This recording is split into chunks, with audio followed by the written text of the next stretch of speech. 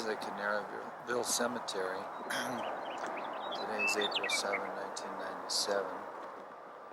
And I've come up here to try and find the gravestones of some old-timers that my grandmother told me about. I found the stone of William S. Berry, and next to it on the left is the stone of his first wife.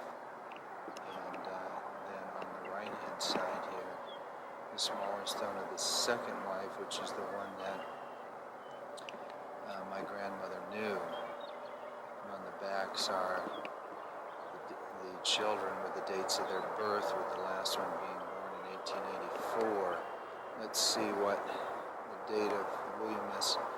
Berry's death was in 1884. It says, in loving remembrance of William Shanksbury, son of Jesse Berry and Milla Shanksbury, born Saturday, February 3, 18. Is it possible that that says 1838 and not 1858? Tennessee, martyred on Sunday, August 10, 1884, at Conder's Farm, Cane Creek, Lewis County, Tennessee, slain for the Word of God. Revelations chapters 9, 10, 11, is that what that's saying? So anyway, the way the story goes is that he may have been polygamously married to the two women. It was in a time when that was done. I don't know anything about the first wife at all. So this is Lovinia S. Berry, June 24, 1854 to March 28, 1955, wife of William S. Berry. So what I was trying to figure out here was on the dates of the children, and so this would have it that this last child probably was conceived in 1883 and was born in 1884, and then around this time he went on a mission to Tennessee, and as the stone says, there was some kind of mob action, and he was caught and trapped in it, and he was killed by the mob in Tennessee in August of 1884. Lovinia, which my grandmother called Aunt Vinny, she lived from 1884 to 1955, which is, my memory was 70 years, and sure enough, it's closer to 71 years that she outlived her husband. If that is right about the 1838, they were a good 15 years apart. So anyway, that's the basic story, and my grandmother was asked to speak at Aunt Vinny's funeral in 1955. And so what she talks about is coming to the cemetery late in the afternoon and having the burial service here, and she was just very touched by the whole scene, by the tranquility of the scene. It would have been, since she died on March 28th, the service undoubtedly would have been in early April if it wasn't in late March. I'm out here on April 7, which would be about a week later than that. And it's mighty darn cold out here now. I came early in the morning, and my temperature gauge on the car says 33 degrees, and it's frosty out here. And spring hasn't really arrived this year, but apparently spring had arrived that year, and she talks about the wildflowers, and I think she talks about wild roses or something on the road out here. And she was very much touched by the scene. Now, it wasn't a sunrise scene, it was a sunset scene for her, but it would have been very similar to this. And she talks about this large shaft that they prepared for William Berry, which is one of the largest ones here in the cemetery. She talks about it being prepared by the church.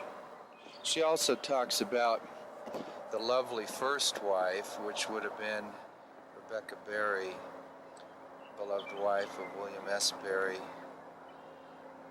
born December 27, 1842, it looks like, and died in September of, 1903 in Provo, Utah.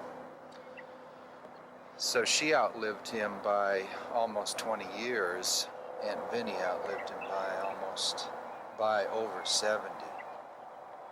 As my grandmother says, she never remarried, at least that's the way I remember the story.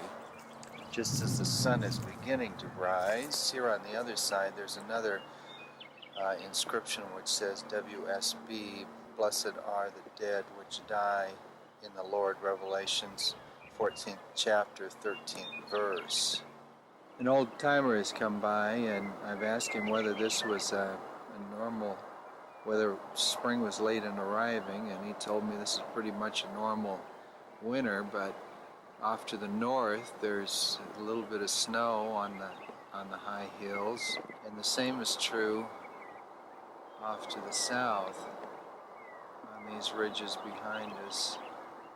They've got snow in the very top. It seems to me that spring is a little bit late in arriving, but at least this was about the time of year that my grandmother was here. The whole thing about this that has sort of inspired me was the piece that she wrote. So she had some impressions while she was there and while she was traveling home. At some point after that, she put pencil or pen to paper and jotted down some thoughts and polished them a little bit and wrote what I would call a little essay. And it's one of her nicest pieces of writing. For me, it's probably her very finest piece of writing. Something about it really touches me. So at any rate, that's the reason why I decided to come up here to see what it was about this scene that touched her, because of difference in time and circumstance and so forth. That would have been 42 years ago. I'm not sure that we can now recapture what it was that inspired her, but at any rate, this is an attempt to try and get some better understanding of what it was that moved her so. Well, I'm back for one last look. I noticed I wasn't reading those verses right there at the bottom. I think what that is telling us that I couldn't read before was that that's in the 6th chapter and the 9th, 10th, and 11th verses.